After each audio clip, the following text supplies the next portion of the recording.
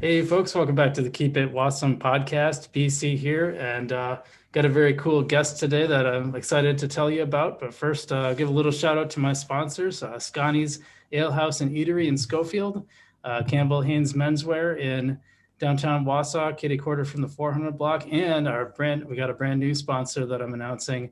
The Verve Salon is on board, so they're going to be starting next month. So super exciting about that.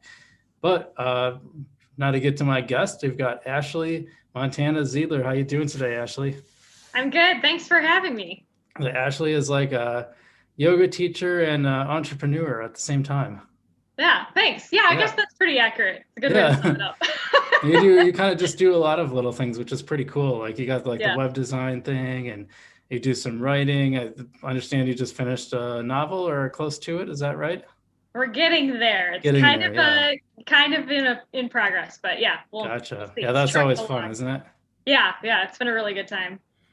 Well, and one of the reasons I wanted to have you on, and we're going to talk about this, and this is kind of my theme for January, is like sort of starting the new year, how you approach it, especially both in terms of health and fitness, and for you too. I wanted to go back to, some things about like just kind of mentally preparing for the year, and so we're going to get to that too. But I kind of wanted to talk about your story, your journey into yoga, how you came into it both as a practice and then also as a teacher.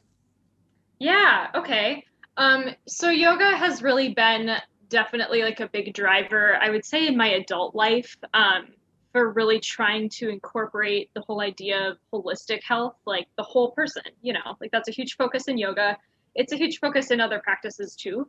Hmm. But that one, it seems to be a pretty, I guess, familiar platform for people to start to learn a little bit more about what that means, like mind, body, spirit, and the whole person, the whole being together, trying to find health. So um, I would definitely say that my path to yoga started right at the end of high school, and definitely Hmm. I grew up through yoga. I would like to say the Interesting. community that I've been a part of and like the lessons that I was learning there really Hmm. really shaped my relationship with yoga. It's always been like kind of that like external teaching force, no matter where it's coming from and who it's coming from. There's like Yeah. something to learn in there. Um, I so think yeah, it's interesting that you use the word relationship too, because yeah, I think it is a relationship. yeah. And yoga really started to show me, especially as I was a younger person, learning a little bit more about like my identity and who I am and why I'm here. Um, it really started to show me that my relationship with myself is where all of that starts. And like you aren't going to Hmm. find um, any of those like answers or necessary steps forward, to keep evolving as a person or to keep growing into better health or healing or wherever you're at on that path, until you kind of understand a little bit more that it's building a relationship with yourself and who you are, learning to accept those pieces of yourself that are in progress or even incomplete. Um, yeah, it really I think kind of emphasized for me the importance of like that self awareness and self acknowledgement as a healing platform, like something to start with, you know. Hmm.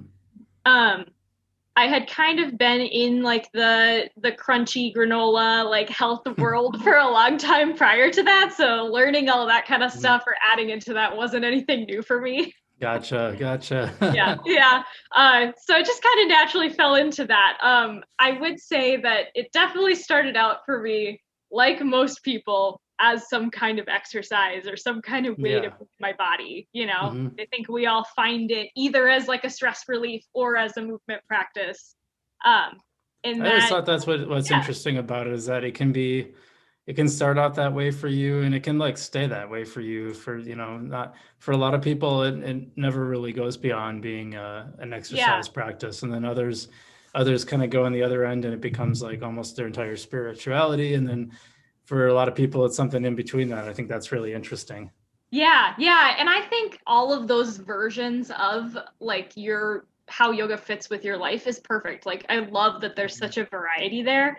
Um, just like with humans, like we all have such different experiences and strengths and weaknesses and things that we like and things that bring more balance into who we are or what we want to accomplish in our lives. So I think that any of those like iterations of yoga are great. I may be in the minority there in the yoga world. Sometimes people have a little bit more defined ideas of what that philosophy looks like in action. But I would definitely say that I think it's cool when people express like their relationship with yoga in however that looks, like if it's true to you, then it's awesome. Yeah, I agree. Yeah. I would say that for sure my relationship with yoga, the focus of it has shifted many, many times over the last, like, I guess, decade, essentially. Me too. Yeah, it's crazy to watch that. And it's cool to see that no matter like what chapter of your life you're focusing on or like what part of your personal growth you want to dig into in whatever season you're in, like there is a version of yoga that can fit that. There's like something really beautiful about that, which I think is such a gift. Was it Community Soul? Was that your first studio, or did you start off with something else? I think my real first introduction to yoga was like in a school gymnasium. And it was actually not straight up yoga. It was Payo. It was yoga and Pilates mixed together. Oh.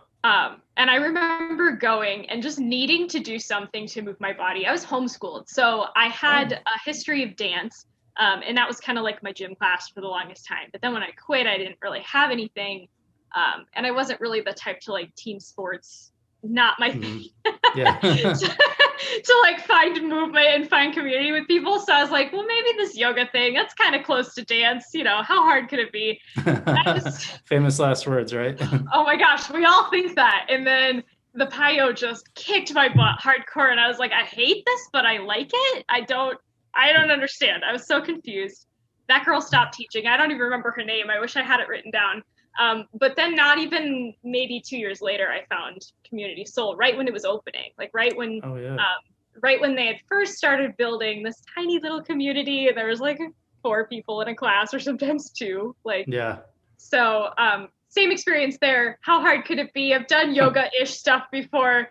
Came out just like drenched in sweat. Like, I don't even know. But I have to go back. Yeah. I think many people have that experience with Kirsten, thinking, it's just yoga. That's just a bunch of stretching, isn't it? Right. And you come out just wrecked. And power yoga, and then you add on heated power. It's a whole new horse to learn how to ride. It's crazy. Yeah, so it's definitely like a physical thing for a while. Like I knew I just wanted something to connect to my body and move.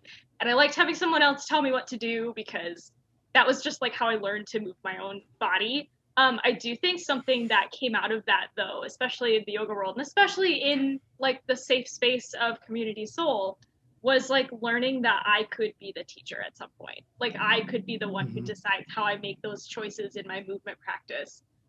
And that was really that was really the whole deciding factor of learning to like take on that role in a different way. I was happy to be a student forever, but I never had considered until then that I could potentially call the shots, like in any way. What do you think it was that transit? How did that transition come about? Do you think? Where did that come from? It was heavily inspired by just really loving and appreciating the people that I was connected to at Community Soul. Yeah. I honestly don't think I would have stepped into any kind of teacher role or even considered it if I hadn't felt like that was like my people, Yeah. Like that was a huge driving force for me. And it still is really, it's like, it's the people that you meet in class. It's the people that you are, side by side on your mat with. Like that is, I would never reason to teach if it wasn't for those people, That's awesome. And there was like a lot of personal growth in that too, in learning to step into some kind of leadership role. I really don't know that it's like necessarily you have to call like yoga is so different. You don't have to like call every shot for everyone. People are still responsible for making their own choices on their mat, which is ideal. But even just like the confidence to step up and lead, that was a whole personal journey in itself. And it was interesting. Hey, look, someone wants to say hi. Oh, perfect. Hi, I'm wondering if mine will it's come down Kitty. sometime It's soon. Ziggy. Podcast Pretty kitties. good. I love it. Yeah, we'll see. We'll see. Mine might come in with a concert later. She likes to holler when I have a mic on. I thought he had to make an appearance quick. Yeah, He's yeah. like rubbing against my leg, so I'm like, "Come here, kitty." Like you're busy, so you should pay attention to me, right? Yeah, exactly. As I do. Yeah, I mean, as far as What? the whole teaching journey goes, it definitely like stems from that like personal growth, which is a huge part of Hmm. health in my Yeah. opinion. Like if you're not growing, then you're staying, and that's not necessarily like a healing, trajectory if that's your goal.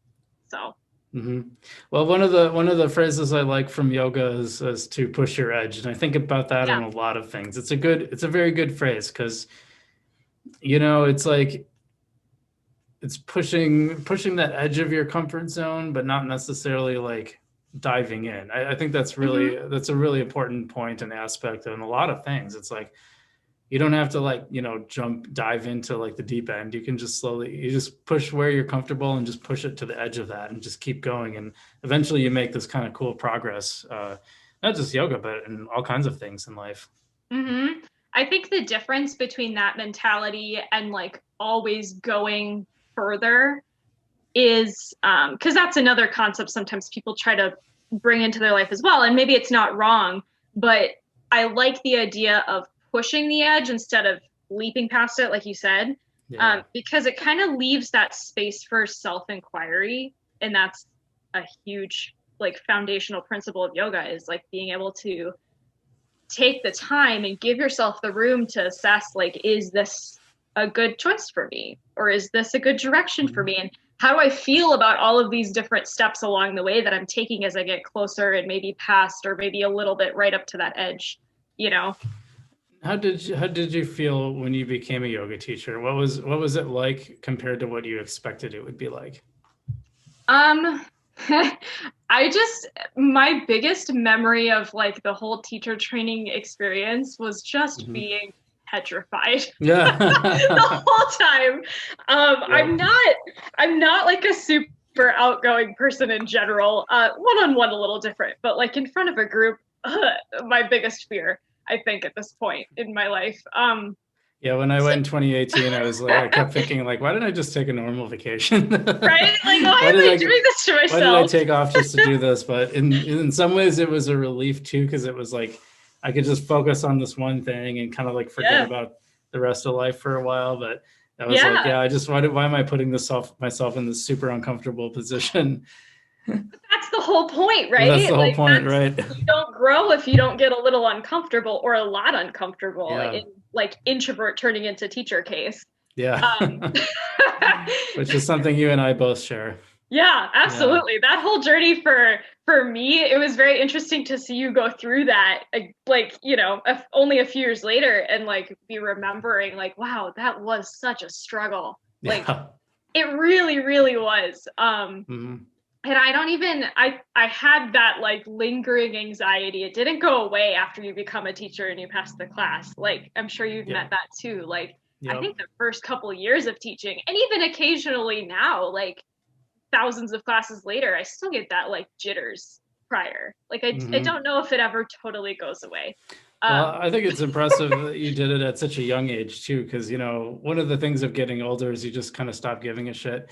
But right? like I just lately I've just been diving into all these things, and I have two YouTube channels, and like part of me is just like, I probably look like an idiot, but who cares? You know, There's a well, beauty in that, you yeah, I know? know it's really different than when I was in 20 and I was so concerned about, even people who say they're not concerned usually are. And then Right? there's just something that happens to you, especially hitting 40 was a big one for me. It's just like, you know what? I'm just going to do it. Who cares? Yeah, yeah. I am trying to adopt more of that mentality actually into my Mhm. life, especially in recent years. I'm learning a lot about like how and some of that I learned, I guess, from working through anxiety while teaching. I had to still show up. Like Mhm. I'm committed to teaching this class, even if I'm like having inside I'm just a mess. Like, I am committed to showing up and holding space for these people. This is my new responsibility in my service. So learning how to do that, it kind of like, it might get a little easier with practice. There's always going to be that exception, but like Well, learning how to just not care quite as much what the yeah. result is going to be, because you know where you're coming from. Like, that's so valuable. Well, for listeners at home, Ashley's one of my favorite teachers ever. She's awesome. Oh, thanks. And so, anything, whatever she's saying, like, trust me, she's a great teacher. Thank you. I Good appreciate that. That stuff. means a lot. Mhm. I do think there's that kind of magic that is hard to explain when you know that you're coming from a place of like love and you want to share something that you love equally with other people. Yeah. There's something that happens in spite of like whatever shortcomings you feel like you're bringing to the table or whatever. And there's something that's where like people kind of, they'll go to a class and they'll connect with a teacher and they'll be like, I don't know what happened, but I have to be there. Like, I need to be in this space. Like, there's something about it that draws me. And I think a lot of that, like learning to set aside your own reservations and your own fears and just continue to show up, like, those are some big life lessons, like off of your mat. Yeah, for sure. Practice. Well, and I feel like your classes are always like, you can see like your process of discovery, like you're continuing that discovery and finding new things, and then you would bring it to class. That was super cool. Yeah, I am a forever student. I Mhm. love learning, and I'm constantly like trying to learn new things and new ways of doing the same things. Like, that is just a really exciting process to me. So I think having a somewhat of a platform as a teacher is ideal, because I can continue to share those things as I learn them. We can all do it together. There's something really fun about that. Yeah. So speaking of that platform, these were difficult times to have a yoga platform. Oh yeah. It is hard to sum up how that whole experience was. Yeah. It definitely, I found myself really leaning on those same, interestingly enough, like the same foundational lessons that I learned in training, of continuing to show up and how you do it even when it's hard, and like giving people and yourself grace to show up, like as a teacher, in a different way that's not how you want, or in a space that you are comfortable in, but like letting it be part of the process, you know. And that, it really, again, going back to like the why of why we're even doing this in the first place, or why I show up to teach in the first place. I had so many of those people in the forefront of my mind when we started doing virtual recordings and stuff, so that it was motivating me to show up. Right. Like, it still comes back to, always comes back to like, why am I even doing this, and like, what's my reason for doing this? And it didn't necessarily make it easier. It was a tough thing. Yeah. And it was like a heavy, I guess, leadership burden. It felt like a little bit more of than other times in my life, but at the same time, like, you have to just stay focused on why you're doing it, like who you're doing it for, why, and their faces and their reactions and what they're going to get out of what you're sharing. Yeah, and for people that don't know, you had just taken over you and Steph and Sonia had just taken over the Community Soul Yoga and changed it over to 401. Wait, what was it? 401. 401 flow. 401 flow. Yeah, that's right. I don't know why I drew a blank on that for a second. That's okay. You'd think I'd remember the numbers, Right, or forget the number. You think I'd forget the numbers and remember the flow, which is pretty obvious for a yoga studio, but instead I flipped it around. But yeah. There were so many layers to that year with taking over a business, which I had never run a brick and mortar actual business before. Right. And I don't think we could have made it through the year without like that sense of community and that sense of connection with people. Obviously, that was our huge driving force, and the three of us, just every time we talked about what we do next, it's what can we do to keep this why in the forefront of our mind, in the forefront of our mission. I mean, I am very much, not gonna lie, I'm very much looking forward to returning as a teacher in a capacity where it's not quite the same environment as we just did. Not a huge fan of how we had to adjust. A lot of those choices weren't weren't our first choice. But it makes me appreciate a lot more like the sense of community and space that we had prior, and remembering like what is important as we move forward. It definitely put a lot of that in perspective for us. Do you think there was some value in that it pushed you to do some things that were uncomfortable? Like, I think you had expressed to me that you were sort of uncomfortable with the idea of doing like video classes and. Yeah, for sure. I mean, I've learned to do them, like I've learned to set up the camera and record a class, and while I'm in it, it's okay. It's still not my favorite thing. Right. I really, really appreciate and I love the atmosphere of teaching where I can feel and see other people's bodies in the room and like sense how they're doing and what their reaction is to like my cueing and stuff even. But even just like the direction that we take movement in a class, I like to be able to have a little bit of leeway to personalize that to whoever's in the room. Like there's something that's really cool about connecting to people in that way.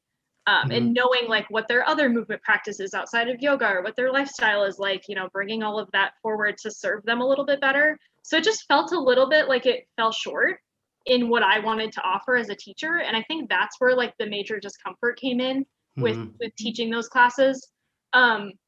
And I learned how to do it, and it totally like, you do hard things and they're not as bad as you think most of the time, and you're still alive to tell about it. Right. Like so much value in that for sure, but it was definitely not easy. Well, yeah, I have to say I've tried yoga classes online, and they're just never. I've watched some YouTube videos, and there always comes a point where I'm just like, yeah, why don't I know how to do this. Why don't I just do my own? Yeah. It's just not the same. I don't know if it's the teachers or, maybe I just like you guys. I don't know. Yeah. I get frustrated with them sometimes. Yeah, I understand that completely. We had some conversations with students like during that whole time when we were recordings only, just about like what their experience was with our classes and stuff, and what we could do if we needed to improve anything and better meet people's needs. And the major vibe we got from people was kind of like, it's not that we don't love you. It's not that we don't like your classes and that they're not good. Sometimes the timing's just not right, of like what a teacher brings into the class when you don't have those bodies to like learn from or even just sense while you're in the zone with them. You can't get that feedback. Yeah, you don't get any kind of feedback. So just kind of, sometimes it really falls flat. And I think that's just the nature of it. But the beauty of that, and like you even just said, like, I'm just going to go off and do my own thing. I know how to do this. It started to bring up for people like their own internal teacher. And maybe that is the point of this whole coaching and teaching and, guiding people on a practice in the first place, right? Is to start to develop that inner wisdom that comes from like knowing enough about the practice and being comfortable there to like make your own choices. Yeah, so, it's funny because yoga has sort of evolved to being like a short daily practice that I do. So now I do it pretty much every morning. I probably only do about 5 to 10 minutes, but I have like a really specific stretches and planks and other things I do. And then I add little things here and there, depending on what my body needs. So it's been interesting. Yeah, and that's perfect. And it's amazing. I think we really started to feel encouraged by people choosing to commit regardless. Like, and there's people that would text us and be like, man, I'm really out of shape. I'm only doing 10 minutes of yoga a day. I'm like, you know what? The fact that you're doing it every day, that's amazing. That's huge. Like, it doesn't matter how out of shape that's not the point. I mean, unless it is your only goal, but Yeah, for me, really not the point. Yeah, for me, it's like complementary to like my lifting or my cardio, which I was doing a lot of running, but now it's cold and icy and I just don't want to take the risk anymore. So the jump rope comes out of the closet. Right. Yeah. I mean, I don't even just do primarily yoga. I do a lot of like functional, I don't even know what to call it. Functional movement, maybe. I roll around on the floor a lot in my own practice. Sometimes there's weights, sometimes there's not. I walk a lot. I like biking. Like, it's not my primary form of movement either, but it's like that connection and checking in and that getting in touch again with that internal voice that's guiding you and assessing how different things make you feel and how different movement makes you feel. And as long as people are continuing to do that, I mean, your practice is still so valid and it still counts. Mhm. That's like the big thing, I think. Yeah.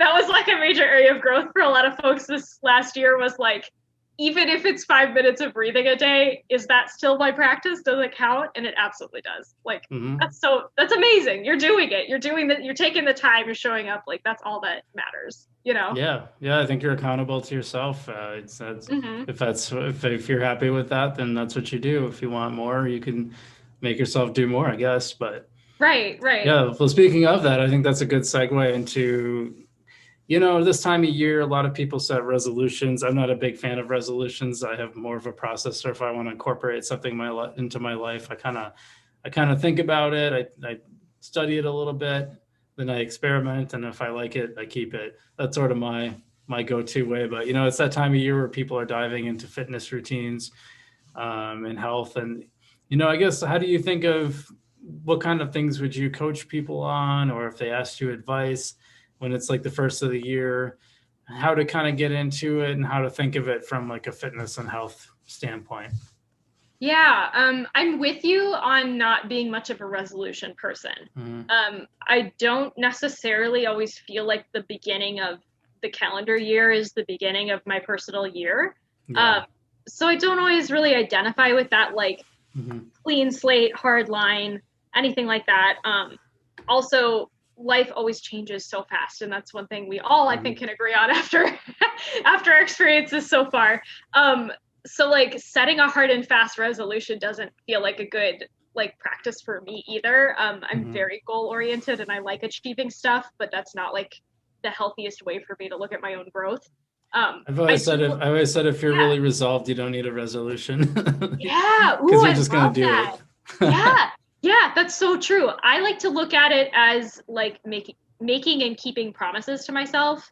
Mhm. And that can be very large goals or bigger, more out there goals, but also just like really small things.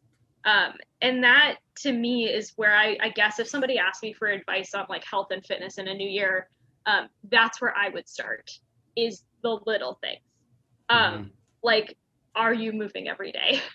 Yeah. Even if it's for 5 minutes, are you moving your body? I don't care if it's 10 squats or you go for, a 10-mile run. It doesn't matter. But like, are you Mhm. moving a little? Um, are you sleeping? So Yeah. that's a huge part of like, you're not going to feel like moving if you're tired. Uh, and like, are you drinking water? Are you eating real Mhm. food? Enough of it is a big one. Hey, there you go. Yeah, I got my water over here It too. is water. It's a kombucha bottle, but it is water, actually. I get it. I know the recycling. I'm a big fan of recycling too. Um, Yeah. yeah, I mean, I would just look at like those holistic pillars of health, Mhm. which are like moving and water and sleep and food. And also, sometimes it gets glazed over a little bit, but like mindfulness or Yeah. presence, I would say, not even in necessarily the typical sense of like meditation or anything really formal like that, but just like check in with yourself. Like, are you Mhm. here today? you Yeah. know? Yeah, Um, Matthew McConaughey had an interesting. I've been listening to a couple podcasts that he's been on, and he talks about his morning routine. Like when he wakes up, he has this sort of checklist he goes through where he just sort of checks in with himself and thinks about spends a little time thinking about the day before, and then spends a little time thinking about the day ahead and like what he wants to accomplish, and kind of thinking about the emotional part of it too, which I thought was really interesting. And of course, it's in his southern drawl like voice that is so mesmerizing, but. sure. I thought that was really interesting. I wonder what you think about that. Yeah, I like that. I have turned into a real big planner person. I like a paper planner. It's color coded and everything. I'm very Oh much like man, a list you got person, the and Trapper Keeper for it and everything. we're getting close. It's getting awfully stuffed with like notes and all that kind of stuff as the years go on. But yeah, I really like to sit down at least once a week. It's funny because I guess I feel like I'm a pretty like organized person, but at the same time I don't like a very strict routine. Yeah. I kind of just meet things week to week, day to day. My work and my lifestyle kind of fits that sort of outlook a lot Hmm. better. But I do like to sit down at least once a week and kind of update that planner in a sense and be like, okay, well, priority things are this, and, you know, social things are this, and less important things are this that I also want to do. But like looking at this, how am I going to structure my days so I have time for like the things that are good for me too? One of the focuses of like how I'm approaching this year in particular, Yeah. is adding a lot more like play, I guess. Mm-hmm.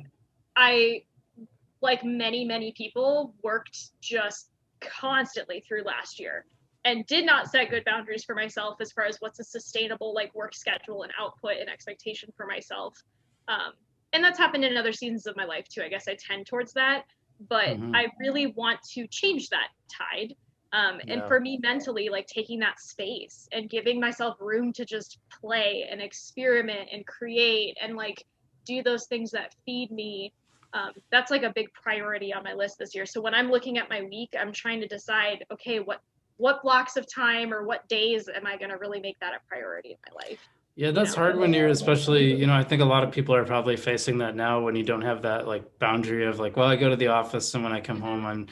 I'm done and this is my time. Like with Yeah. more people working from home or, doing like entrepreneurial type stuff like you, I think that's harder to set those boundaries between Mm-hmm. work and play. And it's definitely something I struggle with. I feel like I just work all the time. Sure. It's just who am I working for is the difference. Like, am I working for me or someone else? Yeah, yeah, I totally get that. And yeah, I do think it's like a really relevant issue for a lot of folks. I know that Hmm. that discussion has really started to crop up in places. I think it's good. I think we all need to talk about it, especially if it's hard. Like it's hard to draw that line. Like it's hard to know, and it's going to look different for everyone. Um, so whatever people's goals are in that, like trying to find that balance a little bit. You come back to balance. That's like the health line, that equilibrium. Um, like that's super important. So yeah, I that was a lot of the reason I started doing a lot more sharing art and making art and stuff over the last year too, was like I needed that outlet and I needed Yeah. something that was an actual outlet that like was structured and gave me a purpose. Yeah, we um, should talk about your Etsy shop. That's pretty oh cool. yeah, there you go.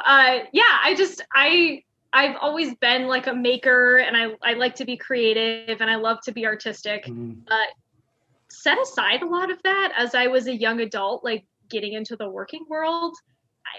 Maybe just because I didn't have as much time and energy anymore, but also just feeling like it wasn't a very, I don't know, acceptable use of my time, which is total crap. But I just kind of I set that aside to focus on other things for a while.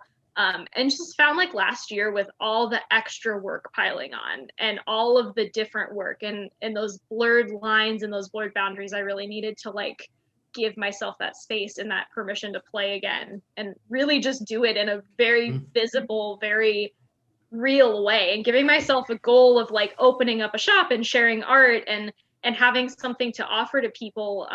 That kind of helped me accomplish that because I knew I needed to get to somewhere. Yeah. Yeah, it So seems like it's been going pretty well for you. yeah, thank you.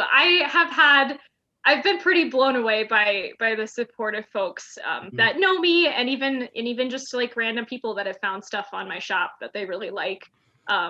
So much of Mhm. that is like sharing little pieces of things that I think are special and things that I think are inspiring and important. And to see other people resonate with that is like a really cool thing. It's That really, is cool. Yeah. yeah, brings me a lot of joy to see that happening. Do you So, feel like are you getting a lot of your business from people in the community? Are you getting a lot from outside the community from people just finding you through search? yeah, so at this point, I would say for sure most of it has been like people that I Mhm. know. And a lot of it's been local folks, which is like so beautiful. And I'm so honored that like Yeah. people would choose to spend time looking at that or even sharing Mhm. links or purchasing or whatever. That's really cool to me.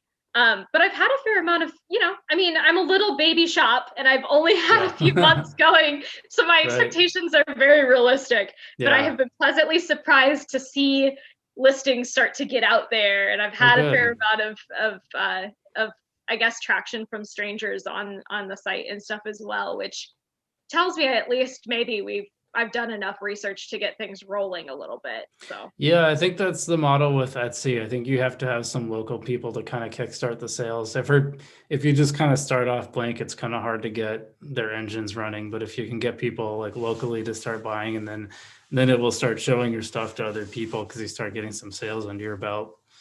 yeah, sales and reviews. The algorithm Reviews really too. likes those reviews. And once people started putting those up super kindly and super graciously, I started getting so much more traction. Like that's just, Nice. you have to kind of work the algorithm that way.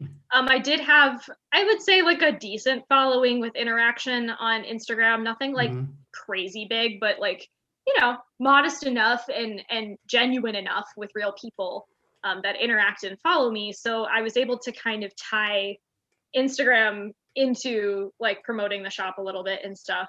And I'll definitely continue to do a little bit of that moving forward. I'm not like a big salesperson, so Yeah. it's a whole new way to think about how I share and still be genuine to like who I am as a person and Yep. how I'd like to present this kind of stuff. But yeah, Another I mean, like, another way to push that edge, cool. right? Yeah, another way Yeah. to push the edge and learn how to do it in a way that maybe isn't the formula that everyone says is successful, but like is true to me. Like Yeah. that's super important, I think. Yeah, I know. I started a new YouTube channel about personal finance called Frugal BC. And Yeah. I've had to master like that stupid selfie where you're like, oh, like you're Oh so surprised yeah, about yeah. stuff. Oh, Those God. thumbnail shots. Oh Yeah, no. the stupid thumbnail shots. I'm like, oh God. So I've But been like, yeah. I always record the video and I go to edit and I'm like, oh shoot, I gotta take one of those stupid selfies. All right. And then I think about what can I do? But this is the thing about getting older. You're just like, all right, it's the thing you do, whatever. It is. I'm It's like, the I'm thing a, you do. You got to just go for I'll it if it's slightly a make a formula fool that of works. myself. It's fine. Yeah. Well, and I think for the most part, anybody that sits there and scoffs at anyone who's putting themselves out there, as Mhm. awkward or like, in progress as we sometimes feel when we're doing that, because there's so much trial and error that comes with that. Like anybody that scoffs at that, like a lot of that's coming from maybe they're not willing to try. Like, Yeah. you know, Well, and the thing with that stuff too is like you usually don't get scoffed at, you just get ignored. Like yeah, yeah, the scoffing doesn't come until like you actually start getting traction, but yeah, then yeah. it's like a sign that you're getting traction because you're, once you start It- getting the hate yeah. comments, it's like, well, I must have got to a point where I actually can get the hate comments. Right. Yeah. There's so much like merit in just going for it. So I think it's Yeah. awesome that you're starting all these new projects right now and just like it's exciting for me to see anybody like start to branch out a little bit more and like I can tell you're pushing your edge a little bit and that's really cool to Mhm. see. Like it inspires everybody else who's maybe been considering it but they're afraid to try. Like you sometimes you just have to. Sometimes you Yeah, just got to try it. it's been an interesting experiment because I've been doing the orbit, and the orbit is where you're supposed to like post every day for a certain amount of time. So Oh I don't wow. know if I'm gonna make it through 100 days. I said I was gonna do 100 days, so Wow. it's crazy. That's a big goal. So of course to do this, I had to think like, well, how can I do this efficiently? Like, so I really thought ahead and thought about like, how can I just rattle one of these videos out and keep them fairly short, and I can do one in about a half hour, That's awesome. start to That finish. Yeah. that's really, I mean, I know now I've learned a very layman's overview of like how to get videos set up and filmed and formatted and all that kind Mhm. of stuff and it always takes so much longer than I think it's going to take so so to Yeah. do all of that in a half hour is impressive. That's very Yeah. good time management. You must have a good system going. I got a pretty good system, a pretty easy video editor. I do a little jump cuts, but nothing too elaborate. I mean, I could probably spend hours on it if I really wanted to, but Right. I'm just trying to tell people about personal finance and how to save money. So it doesn't have to be too fancy. I usually Not once looking in a for the while I'll art. get like I'll go to there's a site called Pexel where I'll download some stock video and overlay it, and I figured out how to do that really quick. So Sure. in Yeah. fact, it's actually a lot better than I use Splice, and it's easier to use than iMovie because they have like an overlay, so you can just drop it into the overlay, and Nice. then Nice. and Yeah. then it's there without trying to line up the audio and the video like you have to with iMovie. So Sure. Yeah. it's been pretty nice. It's been an interesting experiment. I kind of want to do it just so I can write about it and say, here's what happened after I posted to YouTube 100 days in a row. That's like the writer's curse a little bit, isn't it? Like we try all these things sometimes just because you want to write about it. Like you're almost Yeah. driven to like try lots of experiences. I think that's a good thing overall, but like it's just funny how the only people I know that do that just so they can tell a story about it later are writers. Like Yeah. and I'm guilty of it too in a lot of different things. Mhm. But like it's a funny like way to approach life. And I love that though. Yeah, It's a that good was the thing. thing with the eBay drop shipping. I was like, well, even if this is a total disaster, at least I'll get a good story out of it. Right. Yeah. Like at least I learned something and I can write about it Mhm. in my blog or whatever else. Like I think being able to share those kinds of experiences too, it can really help people start to differentiate like what is a realistic way to approach like their goals and stuff too. Because like Mhm. there's a lot of people out there, I'm sure, that, want to start drop shipping and want to start doing that kind of stuff, but they don't know where to start, and it's hard to sort through really like legitimate information if you're just doing Yeah. online research. um Yeah. so like your experience as doing it and learning the ins and outs of it and all of that kind of stuff, like that's helpful for people when they're starting to set up what their goals are and like what maybe they want to accomplish, whether it's as a new year thing or if it's just a season of their life too.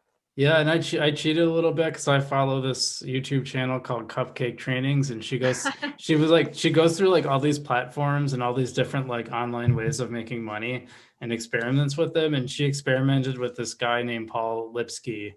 She tried his course and then implemented it, and she had all this success. So I'm like, okay, well, I'm gonna go watch this guy's videos. I didn't buy the course. Sure.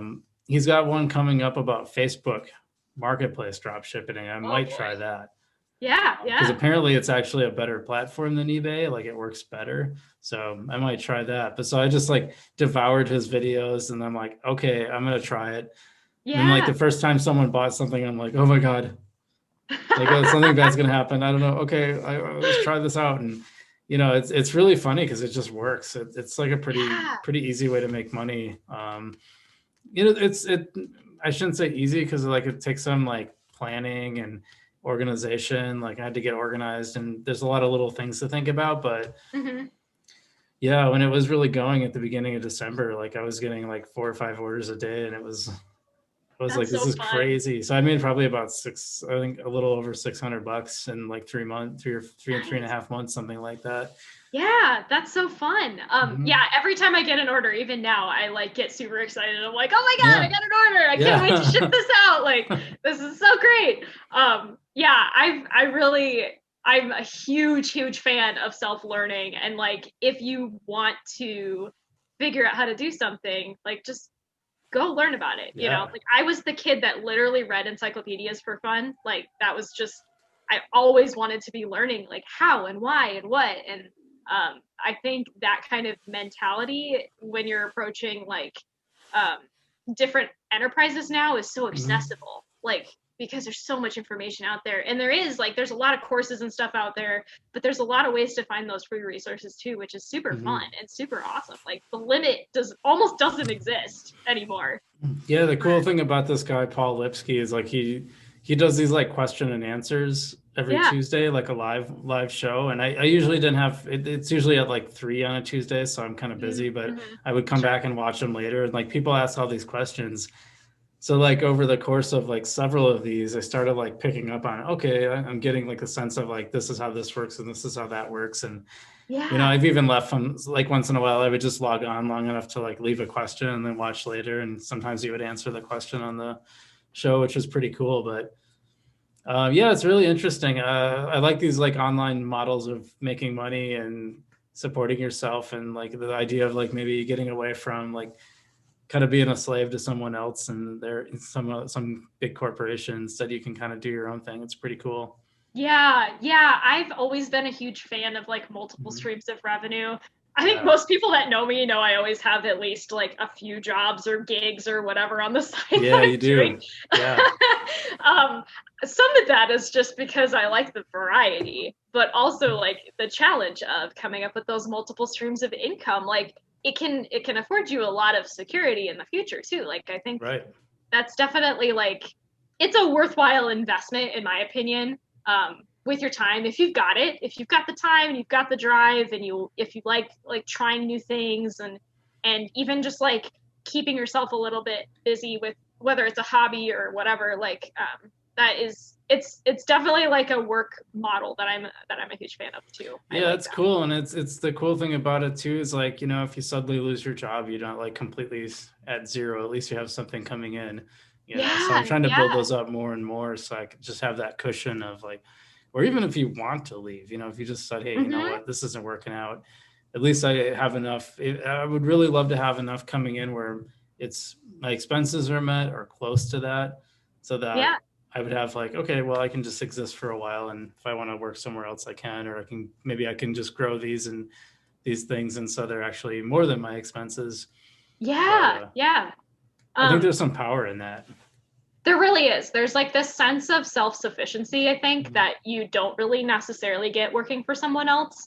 And like, I totally benefit from like the corporate 9-to-5 salary, like payroll model and stuff. My husband works a corporate job and he loves it. Like he fits in there perfectly. He's really well taken care of. It depends so much on that leadership, I think. It does. For how fulfilled you feel in that position. Yeah, leadership and culture. Yeah. We've talked about that a little bit in the past. Where that makes the hugest difference. I am also just one of those personality types that just likes to do so many different things. I know. You and I just both. Can't only do one thing. So, working for myself is probably a better option for me.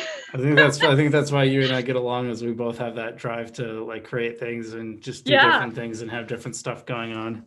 Yeah, and I think we both kind of take on that learning new skill set thing as like a fun thing. Like that's like invigorating, and it's inspiring, and it's not just like, oh my gosh, I have to learn how to do this and this and this now. Like, I think there's definitely like a certain type of person that likes to take that on. But even people that are really happy in like the more, I guess, more secure feeling corporate model, like I do think there's a lot of people like that too, that they end up making enough consistent income that they can fund like other stuff on the side too. So there's like there's a lot of that can happen as well. Like I see those kind of people take on even side gigs and stuff as well. Like it's not just limited to people who have extra time or more flexible schedule or whatever.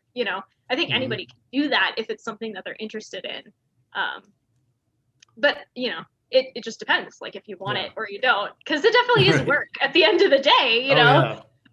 When I decided to set a deadline for myself before holiday season to launch all these products, it took infinitely more time than I thought it was going to, as things tend to go when you're still learning. And I worked through so many weekends and nights and mornings and all the times of the day just to get that pulled off. But like, now I know what not to do next time. Right. So I can speed up the process a little bit. Exactly. So I'm super curious that you've kind of like delved into the carnivore diet world. I'm super curious about how that came about. And I know you kind of said it was maybe a little more ancestral than carnivore, but tell me about this. Yeah, so like I guess with most categories of my life, it doesn't follow a super specific label. I was gonna say like that's a pretty unusual path for like a yoga teacher to take, like, or at least what most people would think of that, Right. Yeah. So I guess the really brief summary of how I kind of jumped into that.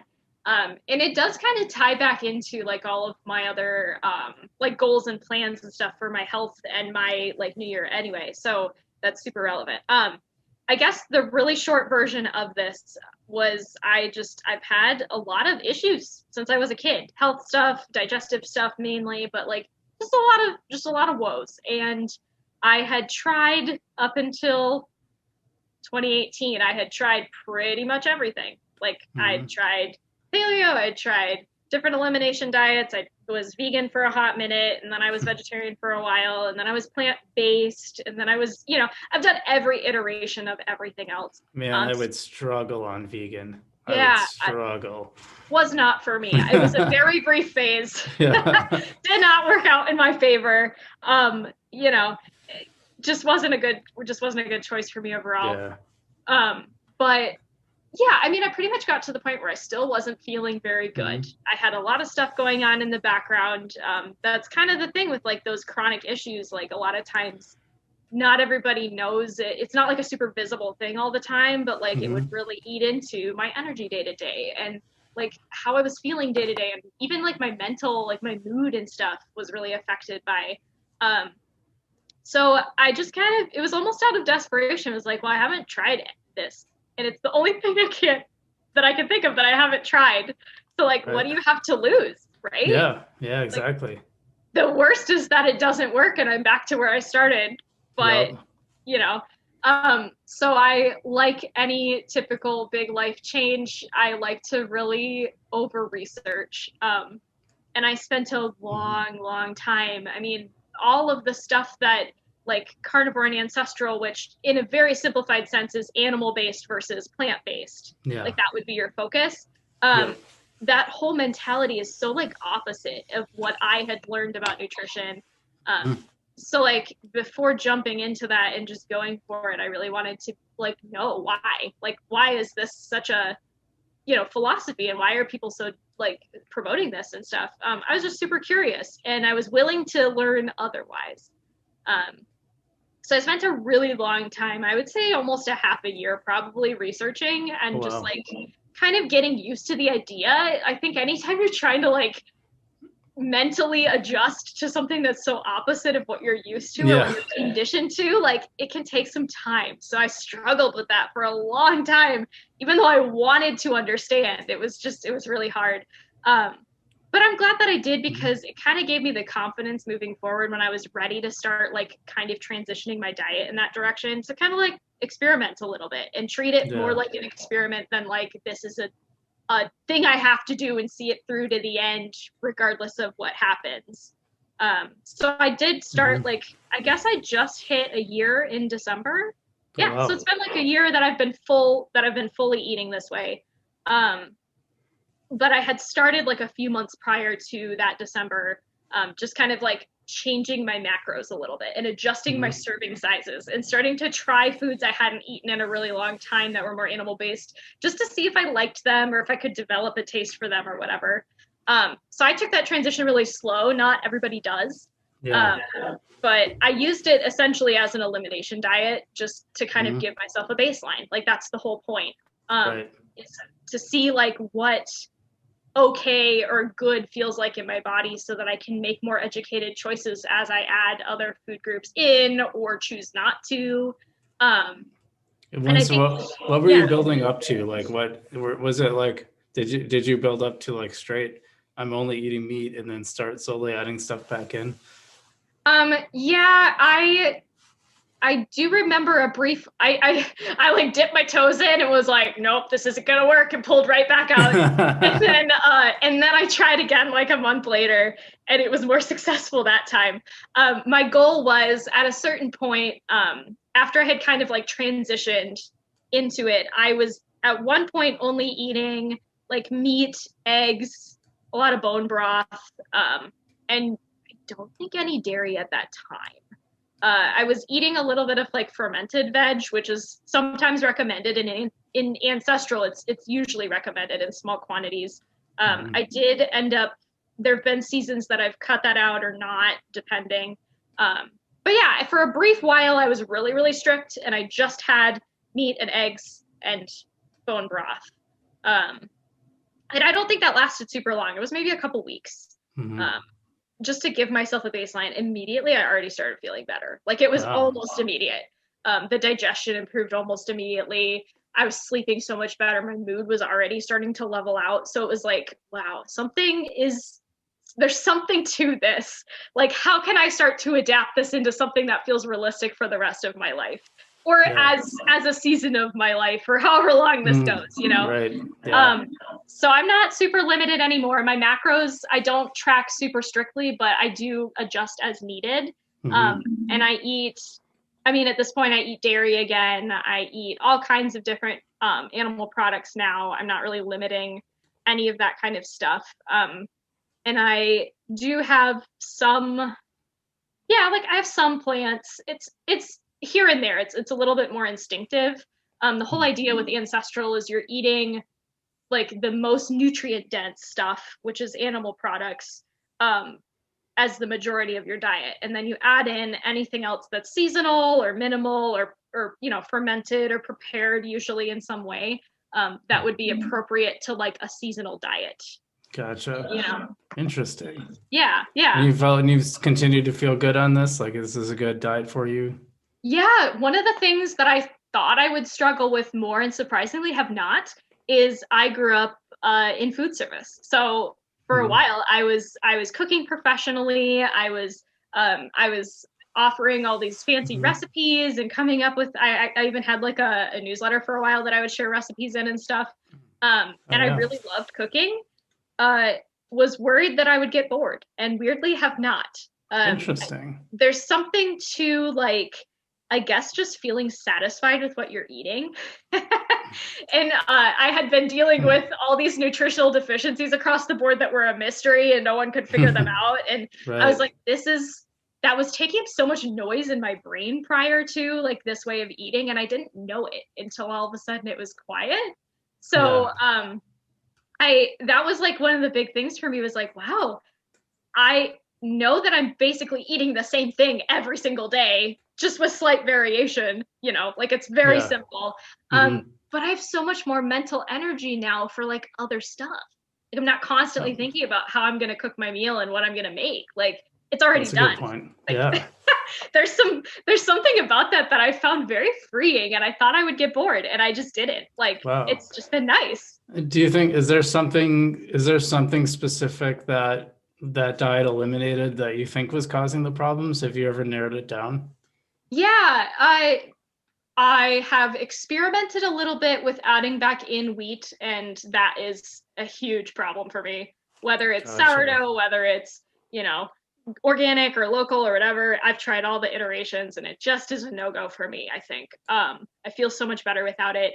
Also like lectins, the beans and lentils and stuff like that, same kind of deal. Just I've experimented a little and they're just a no-go, which is funny because a lot of like really health-focused diets, you eat these in abundance. So it felt very weird to say no, but I feel really clear-headed about it now. Nuts also apparently react a lot to them. I'm not allergic to them by any means, but they just really mess up my gut. Interesting.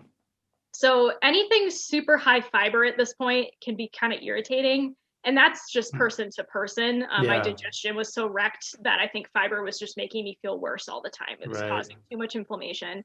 And at some point I might be able to incorporate more of that back in, but there's, not been a lot of issue there. And I feel like I've noticed such an improvement that it's worth it to keep doing what I'm doing. Oh yeah. And vary it as I go. I started really protein heavy in the beginning because I was so protein deficient for so long and had to do all this repair work on my insides. So you need those building blocks. And now I would say I'm a little bit more heavy on the fat, not I guess not like 50-50 by any means, but definitely like more in that range. Because you're like working through a different level of healing and energy and stuff like that. A lot of people will do carnivore as zero carb. I'm not. I found that wasn't really a good move for me. It messed with my sleep too much. But I would say I'm keto-ish, keto adjacent. Like I said, I don't really track macros super close. I kind of follow. Now that I've got a clear baseline, I can follow my instincts and follow cravings a little bit more intuitively and understand why I'm having them. Well, that's interesting. Really fun. Yeah, I think that's interesting. It's probably a good way for people to approach it is just start with some elimination diet, see what they can handle. And then, once you get used to it, start adding things back in as you feel comfortable. Like, I had a friend in Stevens Point who had some stomach issues, certain reactions to certain foods. And he just kind of did the same thing and just sort of that way he could isolate it. He could try something and be like, oh, that wasn't it. that did something bad. So, makes a lot of sense. Yeah. And even if you like decide to eat the thing, I mean, I had a couple cookies at Christmas, but I knew what would happen. So, like you're making an educated decision. And it's not just like, why do I always feel so bad? I don't understand. It's the knowing. Like that's really empowering. And I would say like at this point in time, I can see myself eating this way for as long as I can see ahead, you know? Yeah. Like I feel good. I allow there to be some variation in that. But like I know why. Yeah. And maybe on the other side of healed, I would consider myself still healing from a lot of these things. Like maybe on the other side of healed it looks different. But also like, you know, if not, I'm also okay with it. So, Yeah. you know, it works out pretty good. Well, this has been an awesome podcast episode, Ashlie. Anything that you would want to leave listeners with? Yeah, I would say if you're trying to start your new year fresh or with a healthy mindset, little things Yeah. count. And I think that's where big changes happen is when you start making those little steps. So don't be afraid to just start small and do something that feels realistic and reasonable to you and just see where that goes. Sounds So, good to me. Well, yeah, thank you so much. Yeah, thanks for being on the podcast. I always have people end it by saying keep it awesome. So keep it awesome, Ashlie. Awesome. Keep it awesome. Thanks. You guys keep it awesome out there too, and we'll see you next time.